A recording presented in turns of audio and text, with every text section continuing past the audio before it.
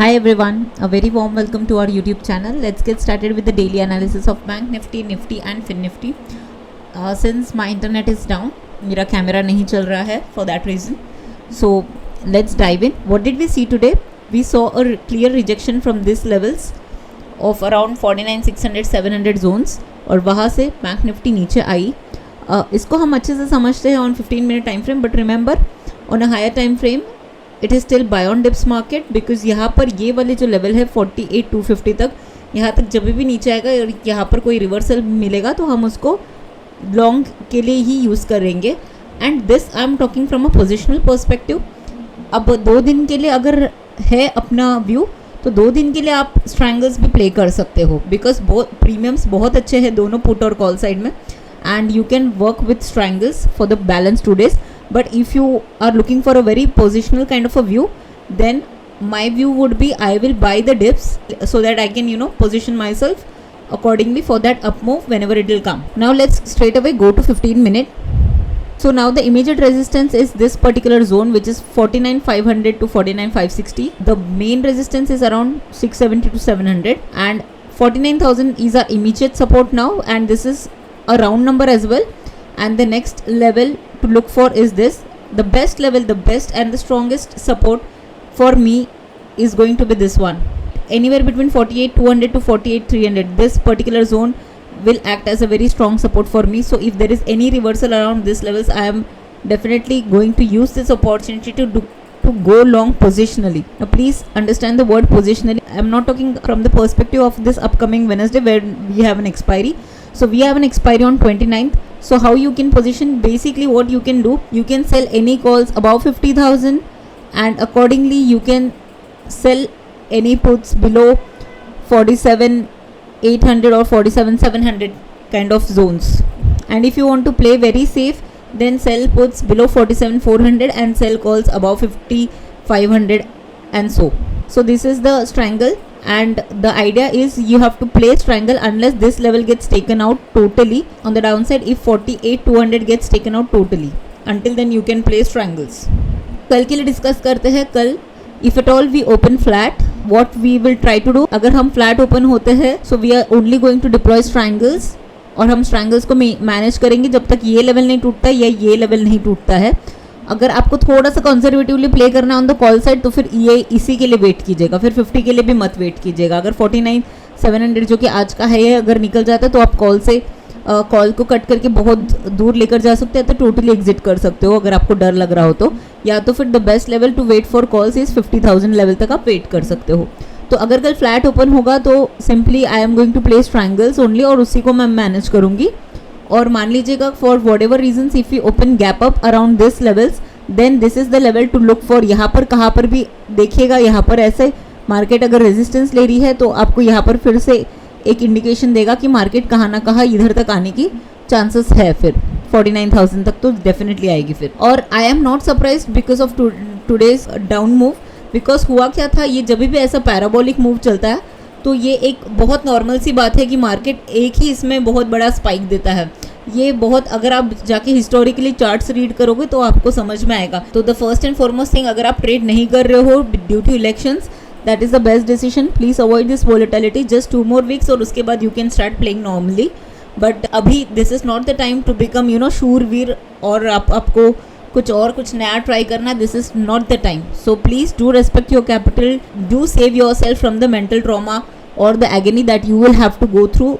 सो मेरा आइडिया यहाँ पर ये भी है, अगर मान लीजिएगा कि कल गैप डाउन से ओपन होते हैं समवेयर अराउंड यहाँ पर 49,200 के आसपास, तो यहाँ पर ये लेवल देखना बहुत इंपॉर्टेंट है कि 49 को मार्केट होल्ड करता है या ब्रेक करता है. अगर 49 को ब्रेक करता है तो मेरे लिए नेक्स्ट लेवल जो होगा वो ये लेवल होगा. यहाँ पर फिर मैं देखूंगी यहाँ पर अगर मार्केट कुछ वेट कर रहा है रिवर्सल्स के लिए तो I will look for here. If market ये भी लेवल कोई रीजन से ब्रेक करता, we have just entered the election era. So उसमें क्या होता है कि बहुत टाइम ऐसा हो सकता है कि आपके सपोर्ट रेजिस्टेंस बहुत अच्छे से वर्क नहीं करते हैं. तो ऐसा हो सकता है कि ये लेवल को ब्रेक कर दे, फिर ये लेवल पे तो definitely I will look for longs. मेरे लिए बहुत बड़ा स्ट्रॉन्ग सपोर्ट है तो मैं यहाँ पर बहुत अच्छे से नज़र बनाए रखूँगी. और जैसे कि मैंने आपको बताया, मैं प्रेफर करूँगी अब स्ट्रैंगल प्ले करना है क्योंकि सिर्फ 2 ही दिन है एक्सपायरी के लिए. और जैसे कि मैंने कहा दोनों तरफ प्रीमियम्स बहुत अच्छा है थैंक्स टू इंडिया विक्स जो कि बढ़ रहा है अभी भी। सो 50,000 के ऊपर के आप कॉल्स देख सकते हो और 47,400 के नीचे के पुट्स देख सकते हो if you want to play very ultra safe. और आपको मैनेज करने को आए तो ही आप करना, वरना जैसे कि मैंने कहा कि प्लीज़ स्किप दिस पूरा टाइम।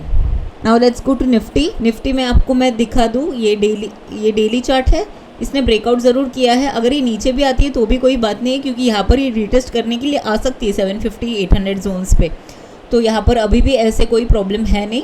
और ये आज डेफिनेटली ऊपर तक गई थी और उसके बाद हमने प्रॉफिट बुकिंग देखी। निफ्टी डेफिनेटली बहुत ही वॉलेटाइल रही है आज, बिकॉज गैप अप ओपनिंग के बाद वो नीचे आई, प्रीवियस डे के क्लोज के आसपास से उसने सपोर्ट लिया, ऊपर गई और फिर 21,300 के आसपास आके उसने फिर से एक डाउन मूव दी है। तो हमारे लिए फर्स्ट एंड फॉरमोस्ट ये बहुत इमीडिएट रेजिस्टेंस होगा और ये मेन रेजिस्टेंस होगा। और यहाँ पर भी मेरी राय यही रहेगी कि हम इसको स्ट्रैंगल्स में प्ले कर सकते हैं। कब तक प्ले कर सकते हैं? वैसे तो अगर यहाँ पर मेरे को 22,800 22,750 बहुत ही अच्छी लेवल से अगर आप डेली में देखोगे तो यहाँ पर आप उस हिसाब से आप प्ले कर सकते हो स्ट्रैंगल को, जब तक ये वाला लेवल नहीं टूटे या 23,100 जब तक नहीं टूटे आप स्ट्रैंगल्स में बने रह सकते हो। ये पूरा जो जोन है फॉर ऑप्शन बायर्स ये आपके लिए थोड़ा सा नो ट्रेडिंग जोन हो सकता है, तो आप अवॉइड कीजिएगा। ये ऑप्शन सेलर्स के लिए थोड़े से बड़ी वाले मूव में आप ये साइडवेज के लिए प्ले कर सकते हैं। ऑप्शन बायर्स के लिए तभी मौका बनेगा अगर मार्केट फ्लैट ओपन होती है और यहाँ पर से साइडवेज होकर अगर ब्रेक करती है तो फिर आप उसको बाइंग मतलब पुट बाइंग पोजीशन में आप प्ले कर सकते हो for this kind of level, ये वाली टारगेट तक आप प्ले कर सकते हो।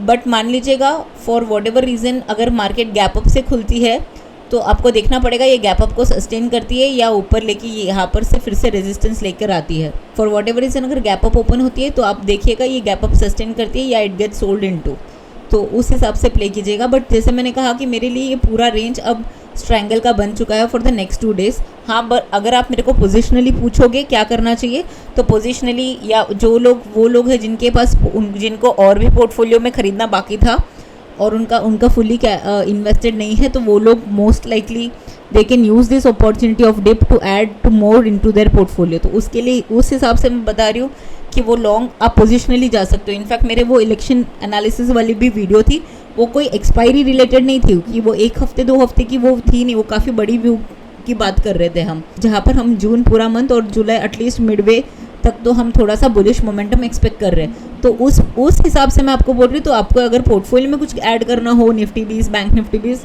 उस चीज़ के लिए बात कर रही हूँ मैं। बट अब जैसे 2 या 3 दिन के लिए एक्सपायरी है निफ्टी में तो हम यहाँ पर साइडवेज प्लान करेंगे। निफ्टी में तो जैसे मैंने बताया अभी के लिए तो जब तक ये लेवल नहीं ब्रेक करता या ये लेवल नहीं ब्रेक करता तब तक आप साइडवेज प्ले कर सकते हो निफ्टी में। तो very simple. And let's go to FinNifty. FinNifty I am expecting again a very sideways kind of or a range bound market tomorrow.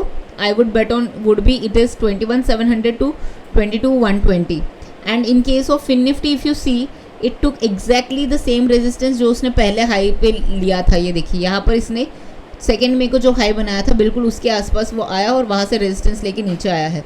So I am expecting this levels to go to 0। But जैसे कि मैंने कहा कि अभी election की time है और बहुत वॉलेटिलिटी है, रिस्क मैनेजमेंट को समझिएगा और उसी हिसाब से आप अपना कैपिटल को डिप्लॉय करके आप एक्सपायरीज प्ले कर सकते हो। और याद रखिएगा प्रीमियम्स बहुत अच्छे हैं तो बहुत पास में आके स्टंट करने की ज़रूरत नहीं है। आप दूर में रहिएगा और अपने आप को सेफ गार्ड कीजिएगा। Capital protection is of prime importance right now rather than making profits. So even if you want to sit out for few days or couple of weeks, that is absolutely okay. I'll quickly wrap it up in English. In case of Fin Nifty, I'm expecting this market to trade between this and this level, which is 21,670 to 22,170, and I'm expecting strangles to give a decent profit for tomorrow, although it will require frequent adjustments.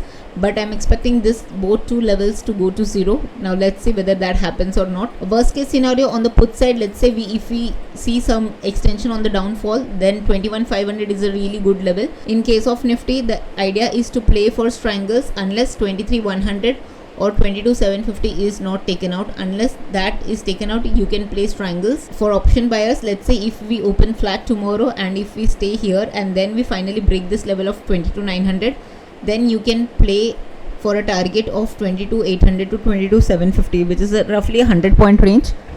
with a small SL, but overall I'm expecting triangles to play out unless 23,100 or 22,750 800 is taken out. Let's go to Bank Nifty. In case of Bank Nifty, unless 50,000 is taken out or roughly 48,200 is taken out, one can place triangles. Remember, if you are a positional investor and you have not deployed your cash completely and you're waiting for that dip, 48,200, 48,275 is a very good dip. If you find some sort of reversals, you can go long here positionally. For people who are option sellers like us, for the next 2 days, what you can do, you can simply sell triangles unless 48,200 is taken out on the downside or 50,000 is taken on the upside. But you have to frequently keep managing it, and if this is very difficult for you, what I would suggest is please sit out for the next couple of weeks. Let the volatility completely go away and let the election results get announced totally, and thereafter you try to take whatever risk that you plan to take. But before the election results, trying any new things or any new stunt will not yield at all. So please stay away from the markets if you are new and just observe the market, so then you can gain some experience. That's about it. Hope you have liked the video. अगर आपको ये video पसंद आया हो तो please do hit the like button और हम मिलते हैं कल. Take care, bye bye.